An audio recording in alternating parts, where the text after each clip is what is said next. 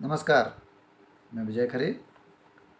आज का हमारा टॉपिक है कि जीवन में इतने दुख क्यों हैं, इतने कष्ट क्यों हैं, इतनी बाधाएं, इतनी परेशानियां, इतना सब कुछ क्यों है।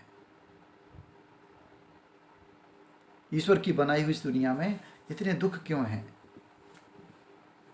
इसके कुछ कारण हैं, उनको समझिए। पहला कारण ये है कि जब दुख होता है तभी हमें ईश्वर का स्मरण होता है।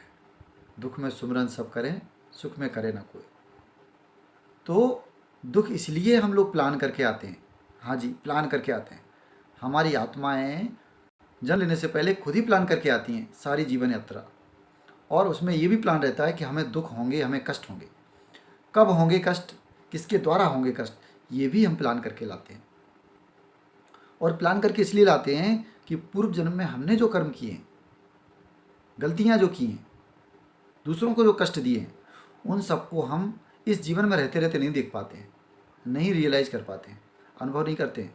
जब डेथ हो जाती है, जब मर जाते हैं, तो आत्मा जो बाहर निकलती है वो पूरा जीवन चक्र देखती है। वो देखती है कि हमने क्या किया, हमने दूसरों को कितना कष्ट दिया, हमने अपनी प्रगति कितनी की, आध्यात्मिक प्रगति कितनी की, हमने आत्मा की प्रगति कितनी की,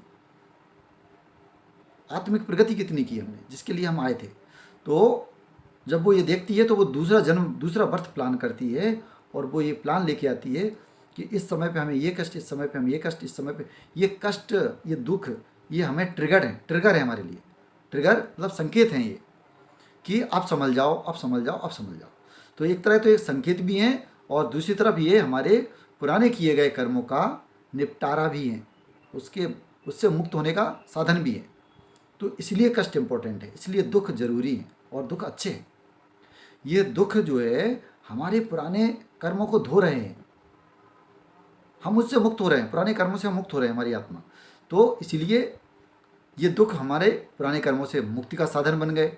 और दूसरा, ये संकेतक हैं, ये संकेत हैं कि हे आत्मा, तुम जो कर रहे हैं, इस शरीर के रूप में आप जो कर रहे हो वो ठीक नहीं कर रहे हो, सही रास्ते पर नहीं हो आप ठीक रास्ते पर आओ। आप अपने आप को पहचानो, आप स्वयं को पहचानो, आप स्वयं को पहचानो। आप या तो ईश्वर को पहचानो या खुद को पहचानो, एक ही बात है, अलग अलग नहीं है। लोग इसको अलग अलग समझते हैं, एक ही बात है।